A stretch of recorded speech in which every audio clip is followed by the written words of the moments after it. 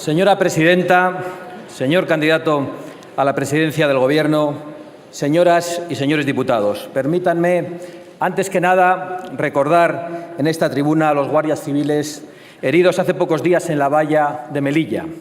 Otra vez, decenas de ciudadanos extranjeros han asaltado nuestra frontera, golpeando e hiriendo a nuestros guardias y atacando nuestra soberanía.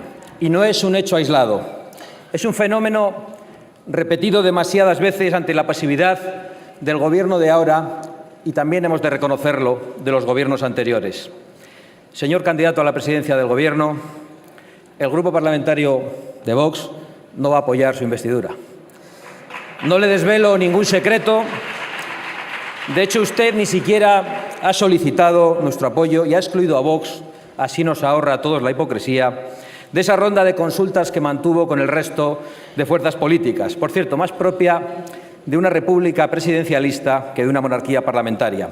Y no nos ha extrañado, porque son ustedes los grandes arquitectos de los cordones sanitarios de los que hablaba esta misma mañana y de las políticas de apartheid, es decir, de aplicar la censura a quien se atreve a disentir de su disparatada agenda ideológica. Efectivamente, no vamos en el Grupo Parlamentario de Vox a apoyar la investidura del señor Sánchez. Y he de reconocer que algunos nos han preguntado en estos días pasados si contemplábamos una abstención patriótica, como exigía a los grupos parlamentarios de Ciudadanos y del Partido Popular el señor Sánchez hace unas horas. Yo ya respondí hace tiempo. Creo que Vox es el grupo parlamentario más lejano del proyecto que tiene el señor Sánchez para España y, de hecho, estoy también seguro de que usted se sentirá orgulloso de ello. Yo también.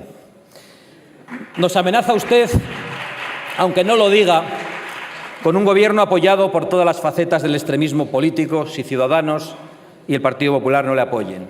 Comunistas viejos y comunistas nuevos, separatistas, proetarras, chavistas y golpistas que pretenden conformar un frente popular con dos objetivos diferentes: la ruptura de la soberanía nacional y el cambio de régimen. Y nosotros pensamos que el debate de hoy, tan programático en algunas cuestiones, son los árboles que no dejan ver el bosque de un proceso que existe en España hace mucho tiempo.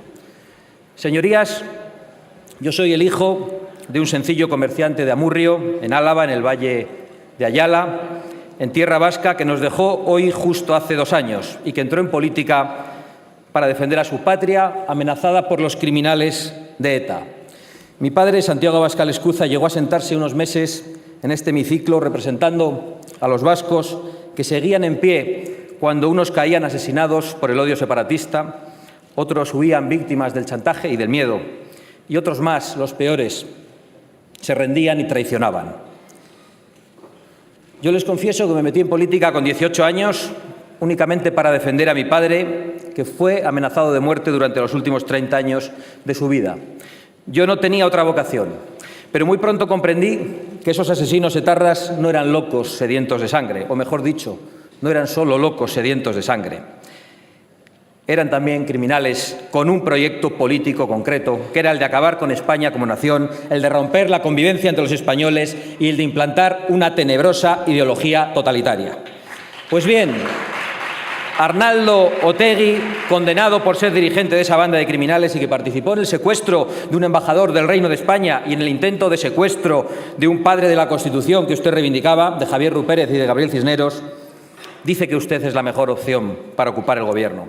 Y usted, o lo que es lo mismo, la televisión pública que dirige por persona interpuesta, corresponde al halago terrorista, invitando a Otegi a la pantalla de Radiotelevisión Española. Debería usted haberse evitado ese bochorno histórico de esa entrevista, que es una humillación más a las víctimas del terrorismo y a todos los españoles. Y deberían haberse evitado el bochorno también de llamar a Vox esa misma noche para que sirviéramos de coartada, trampa en la que, por supuesto, no caíamos. Y a propósito de esa infamia televisada, nos gustaría saber a los diputados de Vox y a millones de españoles, y yo sé que esto les sorprenderá a muchos diputados porque lo consideran cosa pasada, si este empeño de normalizar a los terroristas en la vida política y en la vida pública española es fruto de las negociaciones que el señor Zapatero mantuvo con la banda terrorista ETA. De hecho, nos gustaría conocer el contenido íntegro de esas actas de negociación que formalmente hemos pedido en esta Cámara. Creemos que los españoles Tienen el derecho a conocer si el PSOE del señor Zapatero puso en marcha una hoja de ruta para blanquear la historia de ETA, legalizar sus marcas políticas, para excarcelar y conceder medidas de gracia terroristas, para entregar Navarra al separatismo vasco o para incluso promover una reforma constitucional que contemple el derecho de autodeterminación y, por lo tanto, la liquidación de la soberanía nacional. Los españoles tienen derecho a exigirle el contenido de esas actas al Gobierno y saber si los gobiernos de España han tenido o tienen hipotecas con bandas terroristas, es decir, si tienen hipotecas con los enemigos de España. Y, en definitiva, tenemos que conocer si ese Frente Popular, del que usted es solo uno de los cabecillas, es el resultado de un proceso que nace a partir del 11 de marzo de 2004 y en el que confluyen dos amenazas. Una a la propia existencia de España, a través de la impunidad para el separatismo catalán y la normalización de las marcas políticas de ETA, y otra amenaza al orden constitucional que anhela el cambio de régimen y que incluso pretende el derribo de la monarquía parlamentaria. De todo ese proceso, el usufructuario a corto plazo, si se mantiene en el Gobierno, será usted, señor Sánchez, pero quienes van a recoger las nueces serán los de siempre, serán los separatistas. La existencia de ese proceso es la única forma de explicar el desafío permanente de la Generalidad de Cataluña, una institución en absoluta rebeldía contra la soberanía nacional y que vuelve a gozar de una incomprensible impunidad, a pesar de que han reiterado que lo volverán a hacer. La misma impunidad que llevó al golpe de Estado de octubre de 2017 durante el Gobierno del señor Rajoy. La impunidad con la que muchos diputados que se sientan en esta Cámara, que inexplicablemente han adquirido la condición de diputados y que, en vez de acatar la Constitución como la ley exige, han jurado abiertamente combatirla en nombre de los principios, decían, delirantes del 1 de octubre. Pues bien, señor candidato, con estos aliados pretende usted ser investido presidente del Gobierno, con los amigos del condenado Otegi, con los amigos del golpista Junqueras y también con los amigos del tirano Maduro, ese sátrapa que, bien maquillado por Zapatero, ha sumido a Venezuela y a nuestros hermanos venezolanos en el caos, en la violencia, en la represión y en el hambre. Permítanos, señor Sánchez, que no le otorguemos a usted ninguna credibilidad si pretende disfrazarse de político con sentido de Estado. Y permítame también que repita en esta tribuna un aviso para sediciosos, para golpistas y para terroristas. Más allá de los pactos secretos o de las promesas que hayan recibido desde un partido o de otro a cambio de su apoyo parlamentario, abandonen ustedes toda esperanza, porque nunca lograrán sus objetivos políticos o criminales. No ha llegado España hasta aquí para que la derroten una pandilla de sediciosos, mitad corruptos y mitad fanáticos, porque no saben ustedes cuántos hijos de comerciantes y obreros y estudiantes y parados, de médicos, de jueces, de hombres del campo y de la mar se pondrán en pie olvidando cualquier diferencia cuando sientan amenazada su patria. Y ojalá muy pronto la inmensa mayoría de los españoles que queremos seguir viviendo en paz y en libertad dentro del orden constitucional desterremos de las instituciones a quienes pretenden dinamitarlas. Sería una grandísima noticia para que el Estado pudiese de una vez por todas, después de 30 años, ocuparse única y exclusivamente de resolver los problemas de los españoles en vez de seguir creándoselos. Señorías, hay españoles que necesitan urgentemente de la eficacia del Estado, esa eficacia que comprobamos tan a menudo cuando se trata de la agencia tributaria y que hay que empezar a trasladar al resto de organismos e instituciones de la nación. Porque mientras la izquierda continúa con su disparatada agenda de ingeniería social implantando una sofocante dictadura progre que quieren que traguemos con ella, y mientras los separatistas conspiran contra la Constitución, los españoles tienen que seguir pagando la factura, los españoles de a pie, una factura cada vez más abultada que, según su discurso, señor Sánchez, se incrementará todavía más. Si trabajas, impuesto sobre la renta; si ahorras, impuesto sobre el patrimonio; si consumes, impuesto sobre el valor añadido; si inviertes, impuesto de transmisiones patrimoniales o de actos jurídicos documentados; si lo regalas, impuesto de donaciones; y si te mueres, impuesto de sucesiones. Impuestos, impuestos, impuestos con los que arruinan a la España viva, a la España que madruga, con los que arruinan a las clases medias para que con su esfuerzo sostengan el disparate autonómico, el derroche político y la orgía de las subvenciones. Es inaceptable que haya hijos que tengan que renunciar a la herencia que les dejan sus padres, a los que tanto tiempo les costó generarla, porque no pueden hacer frente a la factura fiscal que ustedes les imponen. Y es inaceptable que los pequeños y medianos empresarios estén ahogados con impuestos que subieron el señor Montoro y el señor Rajoy y que ustedes seguirán subiendo según lo que ha anunciado hoy. Impuestos, tasas, burocracias, directrices europeas, nacionales, autonómicas y municipales que están asfixiando y empobreciendo a las clases medias y más desfavorecidas, destruyendo empleo o creándolo en condiciones que hacen imposible a nuestros jóvenes desarrollar un proyecto de vida. Porque, digámoslo abiertamente, el ascensor social está quebrado en España y lo han quebrado precisamente quienes dicen trabajar por las clases desfavorecidas, a las que no han ayudado, pero sí han logrado, en cambio, arruinar a gran parte de la clase media, amenazando sistemáticamente la propiedad privada, despreciando el mérito y el esfuerzo. Como hemos visto, por cierto, hace unas semanas con Amancio Ortega, un español humilde hecho a sí mismo, al que han difamado brutalmente por crear empleo y por cometer el gravísimo delito de realizar donaciones a la sanidad pública. O como hicieron con Ismael, el currante del Pladur, al que sus esbirros de la prensa ultraizquierdista trataron de ridiculizar por no aceptar la medicina de las oligarquías progres en una ya muy conocida entrevista. Señorías, siento una rabia y una indignación profunda cuando me cuenta un autónomo hace unos días que este verano ni siquiera puede tomarse unos días de vacaciones. O el empresario de una pyme que dice que tiene que cerrar por no poder soportar la carga de un Estado que entre unos y otros están convirtiendo en un gigantesco e insostenible aparato de propaganda socialista. Porque lo más terrible de todo esto es que ustedes, desde todos los partidos políticos con responsabilidades de gobierno, destinan el dinero de esos impuestos a destruir riqueza, a financiar procesos golpistas que siguen en marcha, a restringir libertades para que solo unos puedan hablar y aniquilar la igualdad de los españoles ante la ley. Cuando no lo hacen ustedes directamente, se lo encargan a esas asociaciones donde están sus amigos y camaradas, auténticos parásitos que van estrangulando la libertad y empobreciendo a la sociedad que les mantiene. Esos comisariados políticos que se apropian de sectores de la población como si fueran sus legítimos representantes y se atreven a dictaminar quién puede acudir o no a una manifestación. Por cierto, llegados a este punto, aprovecho para pedirle que cese al señor Marlaska. Escuchando su vergonzosa justificación del ataque de unos energúmenos a unos diputados de esta Cámara, entiendo mejor por qué en los numerosos procesos electorales de este curso los simpatizantes y los militantes de Vox han sufrido todo tipo de insultos, de coacciones, de ataques y amenazas, como no ha tenido que padecerlos ninguna otra fuerza política de esta Cámara. Imagino que el ministro del Interior las encontraba perfectamente justificadas por el simple hecho de que no le gusta cómo pensamos ni lo que decimos. Y lo lamento. Pues bien, celebro informarle, en cambio, señor ministro, que va a seguir escuchando a esos casi 3 millones de españoles que han confiado en nuestra formación política, porque nos han votado precisamente para que defendamos su derecho a disentir del consenso progre de todos los partidos y de la inmensa mayoría de los medios de comunicación. A mí me habría gustado aprovechar esta sesión parlamentaria para dar las gracias a todos los portavoces políticos que se han solidarizado con los simpatizantes de Vox, agredidos, amenazados e insultados a lo largo de todo el territorio nacional desde el pasado mes de diciembre, incluso desde antes. Pero ya lo he hecho en persona, porque han sido muy pocas las muestras de solidaridad recibidas y porque casi nadie, ningún grupo político, ha apoyado nuestra denuncia contra esas violencias que parece que empiezan a ser vistas con normalidad desde que el comunismo con el que usted quiere pactar popularizó los escraches en España. Puedo llegar a entender esa falta de solidaridad, señorías, porque el miedo es una mordaza muy poderosa.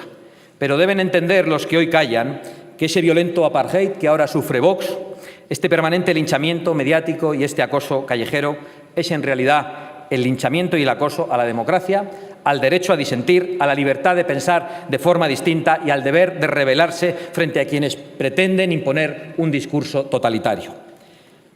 Sobre los ataques que hemos recibido durante este curso, debo añadir que fueron instigados por varios miembros de este Parlamento. Uno de ellos llegó a decretar la alerta antifascista, para convertir a nuestros votantes en una especie de monstruos nazis a los que habría que exterminar, y a pocas horas se recibían agresiones en nuestras sedes. Haré una confesión de la que no estoy particularmente orgulloso. Durante un momento se me pasó por la cabeza decretar una alerta anticomunista en Galapagar. ¿Qué habría pasado, señorías? No lo sabremos. Y no lo sabremos porque nosotros, los en teoría violentos, intolerantes, xenófobos, machistas y homófobos y todas esas lindezas que nos dedican, tenemos mucho más sentido de la responsabilidad y respetamos las leyes y la libertad de la gente.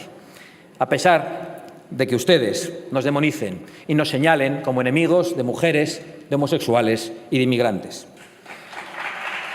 Por cierto, que un diputado comunista ha dicho que bajaríamos a esta tribuna los de Vox después de oír las supuestamente durísimas intervenciones del Partido Popular y Ciudadanos, que bajaríamos con las pistolas a esta tribuna. Y lo ha dicho segundos después de reivindicar a Indalecio Prieto, que en 1934 sacó una pistola en este hemiciclo, la martilló y amenazó al diputado Jaime Oriol.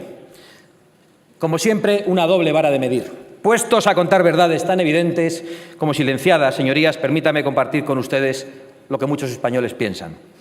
Las voceras del feminismo supremacista no hablan en nombre de todas las mujeres, sino en nombre de su propia ideología, que es una ideología totalitaria y, por cierto, también suicida.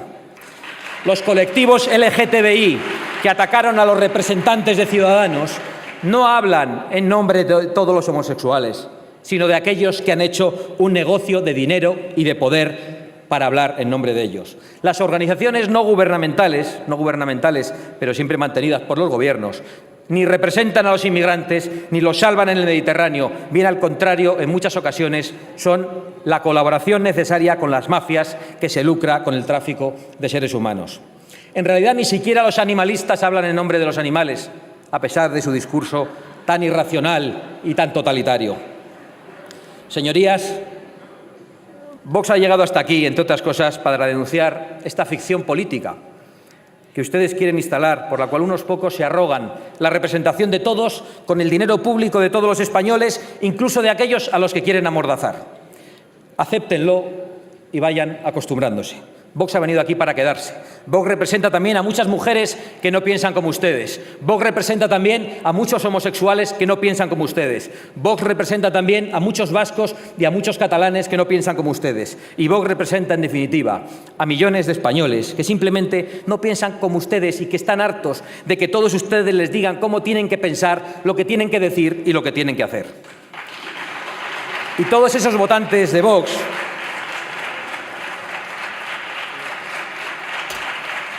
votantes de Vox y muchos más que todavía no nos conocen porque se han formado una idea equivocada de nosotros a través de la manipulación política y mediática, reclaman un proyecto que no tiene nada que ver con el suyo, señor Sánchez, ni con el de sus presuntos socios. Son españoles que exigen el restablecimiento del orden constitucional en Cataluña, la disolución de los partidos golpistas y la ilegalización de cualquier proyecto separatista de ruptura de la unidad nacional y de la democracia. No podemos permitir que los enemigos de la unidad nacional y de la democracia sigan utilizando los instrumentos del Estado para atentar contra la soberanía nacional. Son españoles conscientes del disparate económico y que entienden que hay que recuperar, por ejemplo, competencias en educación y en sanidad como primer paso para la igualdad de todos los españoles en todo el territorio nacional y de la reversión del Estado de las autonomías. Son españoles hartos del infierno fiscal y que piden una bajada de todos los impuestos que no se pueden eliminar y que serían muchos si suprimimos las subvenciones a partidos, a sindicatos, patronales y el derroche general del gasto político. Son españoles que crean empleo a pesar de las trabas administrativas, las que ya hay y las que usted ha anunciado. Son españoles que no encuentran empleo o que para hacerlo tienen que aceptar condiciones de semiesclavitud que no va usted a arreglar con ese estatuto de los trabajadores que anunciaba esta mañana, porque no habrá más empleo aquí mientras nuestras industrias y nuestro campo tengan que seguir compitiendo con productos que se han hecho en otros países que no tienen condiciones laborales ni derechos laborales.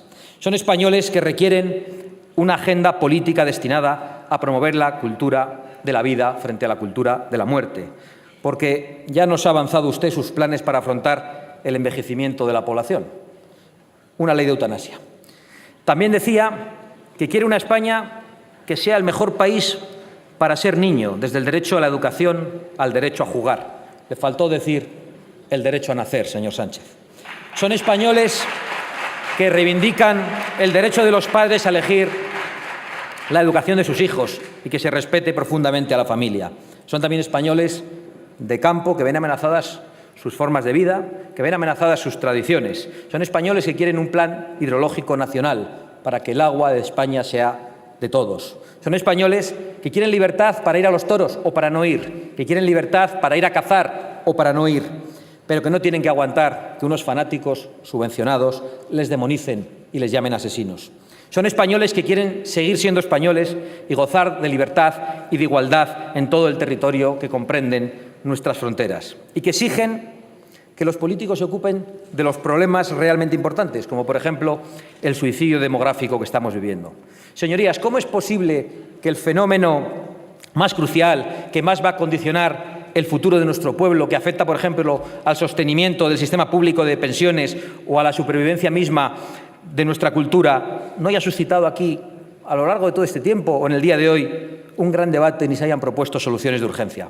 Sé que algunos, por una mezcla de pereza y de irresponsabilidad, no están preocupados. Lo resolveremos, dicen, con la inmigración, que es el gran conejo que se saca de la chistera. 270.000 nuevos inmigrantes cada año durante 20 años es la disparatada cifra que manejan algunos insensatos. Y no es solo el señor Sánchez, es que casi todos ustedes, señorías, comparten una indiferencia por el envejecimiento del pueblo español, unido a un particular entusiasmo por el llamado multiculturalismo, que no es otra cosa que liquidar la identidad de España introduciendo culturas remotas, con diferentes lealtades, con diferentes visiones del mundo y con diferentes y a veces abominables ideas sobre la mujer, o que ni siquiera contemplan una diferencia entre las leyes civiles y las ideas religiosas. Me recuerda mucho esto al poema Solución de Bertolt Brecht, que es de los suyos, en el que el autor ironiza sobre cómo el pueblo ha decepcionado a su gobierno y le aconseja a este que disuelva al pueblo y que elija uno nuevo. Pues ese disparate multicultural de elegir un pueblo nuevo es lo que parecen proponer muchos aquí, cuando ya ha fracasado en toda Europa. Una Europa que, ya les adelanto, no se va a doblegar a las imposiciones de las oligarquías progres y globalistas, por mucho que demonicen a millones y a millones de europeos.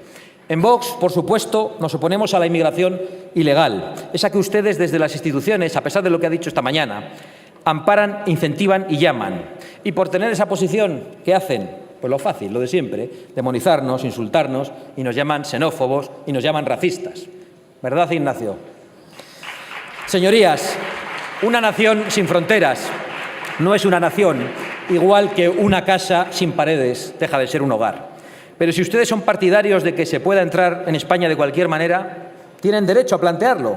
Que pueda entrar en nuestro país los millones de inmigrantes que lo deseen, al menos tengan el valor y la honradez de defenderlo así. Díganselo al pueblo español, que van a desmantelar las fronteras y que a partir de ahora compartiremos nuestros recursos con todo habitante del planeta que desee o que necesite instalarse a vivir entre nosotros. Pero lo que es bochornoso es establecer unos trámites para entrar en España legalmente y premiar luego a quien se lo salta, animándoles así no solo al desprecio por nuestras leyes, sino a una aventura arriesgada y en ocasiones mortal, que hace ricas a las mafias que trafican con seres humanos. Una especie, señorías, una especie de juegos del hambre, una crueldad infinita, donde ustedes, los solidarios, prometen recompensas en forma de pagas y de asistencia sanitaria que luego a veces no llega a todos los españoles y se las prometen a quienes vulneran nuestra propia legalidad y viven para contarlo.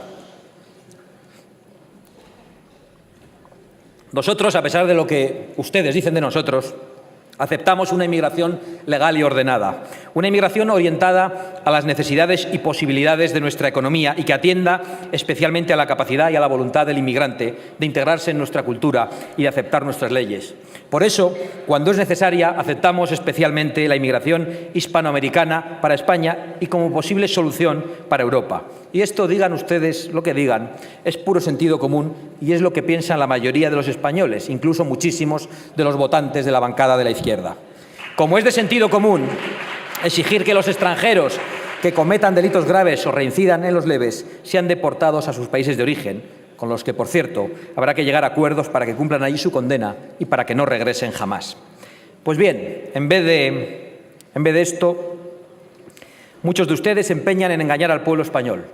Lo vivimos a diario. Por ejemplo, cuando una repugnante violación colectiva es cometida por españoles, conocemos hasta los detalles más triviales y personales de los autores. Se convocan grandes manifestaciones y se multiplican los titulares. Pero en las decenas de delitos semejantes, cuando sus autores son extranjeros, todo cambia. 3 violaciones colectivas se han denunciado la pasada semana, pero en estos casos se oculta descaradamente el origen nacional de los criminales y se dice que se hace para no provocar xenofobia. ¿Ustedes entienden lo que esto significa? ¿Acaso piensan que los españoles no pueden conocer la verdad, los datos reales de la criminalidad, porque les toman ustedes por locos? ¿Acaso tienen que tutelarles como si fueran menores? Lamentablemente, esto no es nada nuevo, lleva sucediendo demasiado tiempo y no solamente con este tema. Llevan décadas diciendo a los españoles corrientes que son estúpidos, que son xenófobos, que son homófobos, que son machistas, que necesitan ser permanentemente controlados y reeducados por sus mayores, es decir, por ustedes y por sus altavoces mediáticos. Y es curioso porque en esta misma Cámara, que es consecuencia de un régimen de la democracia, que parte de la idea de que la soberanía reside en el pueblo y que nosotros solo somos sus representantes, y siendo así, ¿cómo se puede pretender que la gente corriente es lo bastante sabia como para elegir a quienes le gobiernan, pero no para gobernar sus propias vidas? Ese afán compartido en el proyecto del Gobierno del señor Sánchez es lo que desde Vox venimos llamando dictadura progre y a lo que nosotros nos oponemos y por lo que nosotros votaremos no, señor Sánchez. Una visión totalitaria de la sociedad que incluso, como en las más terribles novelas distópicas, se atreve a dictar nuestra memoria. Y fíjense si son ustedes anacrónicos, que cuando dejan de pensar en 1936 solo llegan a 1984. Algunos viven obsesionados con lo que sucedió en España hace 80 años. Por supuesto, esta obsesión está muy bien remunerada a través de chiringuitos y de asociaciones correspondientes. Y, en definitiva, consiste en que con el dinero de todos se dicta a los españoles lo que tienen que pensar sobre nuestro pasado, sobre una época histórica concreta. Señorías, la ley de memoria histórica es fundamentalmente un ataque a la libertad, además de un insulto a la inteligencia. Y su propuesta de ampliarla es la iniciativa más totalitaria que ha escuchado esta Cámara desde los viejos discursos de Pablo Iglesias. Es increíble que tengamos que perder el tiempo y el dinero en este empeño de ustedes en profanar tumbas, contar mentiras e imponer su visión sectaria de la historia o su verdad sobre la historia. Una historia redactada por ustedes y por sus asalariados que oculte, por ejemplo, que el fundador de su partido, Pablo Iglesias, amenazó de muerte desde esta tribuna al señor Maura en un mes de julio como este y que pocos días después el señor Maura fue tiroteado. En la discusión que siguió, a pesar de que ustedes se rían, aquella amenaza intervinieron José Canalejas y Eduardo Dato. Canalejas fue asesinado un par de años después y Eduardo Dato algo más tarde, cuando también era presidente del Gobierno. En esta misma Cámara, diputados socialistas y comunistas amenazaron a don José Calvo Sotelo, uno de los líderes de la oposición. Y días después, en un mes de julio como este, los guardaespaldas de un líder socialista fueron a casa del señor Calvo Sotelo, le sacaron y acabó asesinado. Y sin embargo, y escuche bien la señora presidenta, el pasado 13 de julio, en el aniversario de este crimen, la cuenta oficial de Twitter de esta casa prefería recordar otro acontecimiento muy importante. Frank Sinatra graba su primer disco. En fin, una memoria histórica a su manera, donde se quitan las cruces que recuerdan a víctimas del odio y se levantan estatuas a los asesinos. Pero volvamos a nuestros días, porque nosotros somos capaces, no sabemos si ustedes lo son. Creo que he mostrado las insalvables diferencias que existen entre el grupo parlamentario de Vox y el conglomerado socialista, comunista, chavista y separatista que representa el proyecto que pretende liderar el señor Sánchez. Creemos, señor Sánchez, que si sale adelante su investidura va a causar usted mucho daño a España y sabemos que no le importa, porque solo anhela el poder. Creo, señor Sánchez, que con usted las clases medias van a sufrir más de lo que ya sufren y les va a costar cada vez más llegar a final de mes. Creo que los catalanes que viven bajo una administración golpista y totalitaria van a estar más desprotegidos. Creo que nuestros admirables militares, muchos en misión por el mundo, nuestras fuerzas y cuerpos de seguridad del Estado y nuestros funcionarios de prisiones, todos los que velan por nuestra seguridad, van a trabajar en peores condiciones y van a ser poco o nada reconocidos, como creo que no se les va a reconocer ni la justa equiparación salarial que merecen. Creo que se va a continuar alimentando el efecto llamada de la inmigración ilegal, que crea un drama en los países de origen, que crea una tragedia en nuestras fronteras y que crea conflictos en nuestros barrios. Creo que van a continuar los salarios de miseria que hacen imposible formar una familia.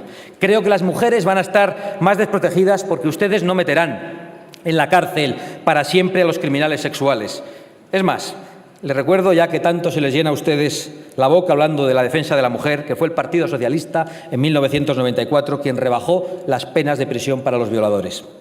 Y creo, resumiendo, que el Frente Popular que usted desea realmente traerá miseria a la economía, traerá enfrentamiento, restricción de libertades, inseguridad en las calles y ventajas e impunidad para los enemigos de España. Pero también creo, señor Sánchez, que España resistirá, porque los españoles siempre han estado por encima de sus peores gobernantes, porque esta es una gran nación, una de las grandes protagonistas de la historia universal, y sus gentes, su pueblo, voten lo que voten, aman a su patria y lo que representa. Y a pesar de los esfuerzos por vaciar y por relativizar la nación, los españoles siguen sintiendo a España profundamente. Algunos ingenuos pensaron que la podían liquidar en octubre de 2017 y se llevaron una sorpresa cuando descubrieron la España de los balcones y de las plazas, que no es otra cosa que la expresión de España como hecho existencial. Soportaremos, señor Sánchez, la calamidad que usted nos prepara, nos opondremos con toda nuestra fuerza parlamentaria a sus desvaríos y representaremos a esa España viva que está cargada de futuro, rindiendo homenaje todos los días y dando voz a esos millones de españoles que todos los días por las calles nos dan las gracias por haber llegado hasta aquí y que no tienen vergüenza de decir ¡viva España!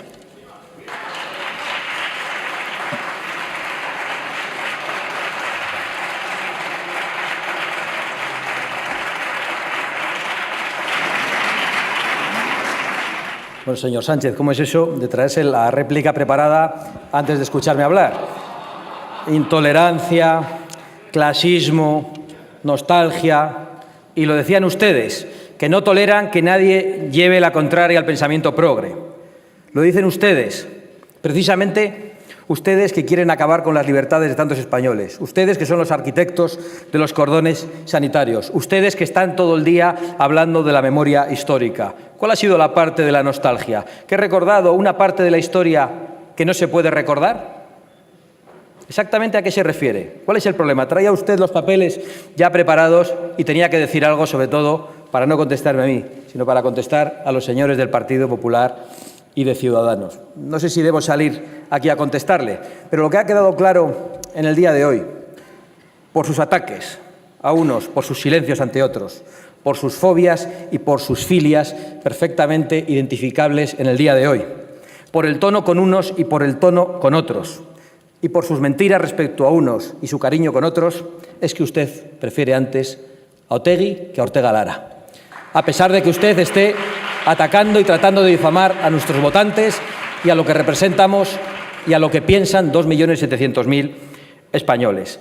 Y esto me permite decir que hoy asistimos, diga usted lo que diga, y haga los juegos de artificio que haga, a la consolidación del Frente Popular, de una manera paulatina, en la votación del jueves o en la de dentro de unos días. Un Frente Popular que con su responsabilidad amenaza la unidad nacional y que pretende un cambio de régimen que trata de llevarse por delante también la monarquía parlamentaria. Señor Sánchez, sí, con esos van a pactar, con los que quieren llevarse por delante la monarquía parlamentaria. Yo entiendo que se escandalicen porque no han oído estas cosas en la tribuna hace mucho tiempo, pero han oído cosas peores en el otro lado y no les escandalizan tanto. ¿Sabe cuál es el drama, señor Sánchez? Que a usted le echaron del PSOE porque no querían que gobernase con comunistas y separatistas. Y lo dramático es que hoy usted va a hacerlo con el silencio completo del PSOE. Peor aún, con el aplauso del Partido Socialista Obrero Español. No nos ha pedido la abstención, nos ha ignorado totalmente y no nos ha pedido la abstención. Menos mal, casi se lo agradezco, señor Sánchez. Y no se la daríamos, ni aunque usted nos prometiera una rectificación, porque no tiene credibilidad, porque le hemos visto envolverse en una gigantesca bandera de España, como si fuera un presidente norteamericano, y semanas después decir que en España había 4 naciones. Porque creemos de verdad que a usted le da lo mismo Arre que So, le da lo mismo Juana que su hermana, y creemos que usted no tiene escrúpulos, sino que únicamente tiene ambición de poder. Señor Sánchez, la verdad es que creo que va a ser usted elegido presidente del Gobierno de la nación española, quizá no en el día de hoy, pero más adelante, con los votos de los enemigos de la nación española. No puedo felicitarle ni desearle suerte, pero he de decir que me apiado de su destino y que la historia le juzgue a usted lo mejor posible. Muchas gracias. Veo que el señor Sánchez reitera sus mentiras y además desconoce incluso quiénes son nuestros socios en Europa. Le informo gustosamente Es el grupo de los conservadores y reformistas, dentro del cual está el Partido Conservador Británico. Lo digo por si tiene usted a bien informar con corrección. Y aún así le digo también que nosotros no participaremos de la demonización ni del cordón sanitario contra ningún otro grupo político europeo. Pero aunque no me haya contestado, aprovecho para despedirme de usted, diciéndole que va a encontrar en Vox durante toda esta legislatura un obstáculo insalvable para su proyecto. Sépalo usted, sépanlo sus amigos y sus aliados.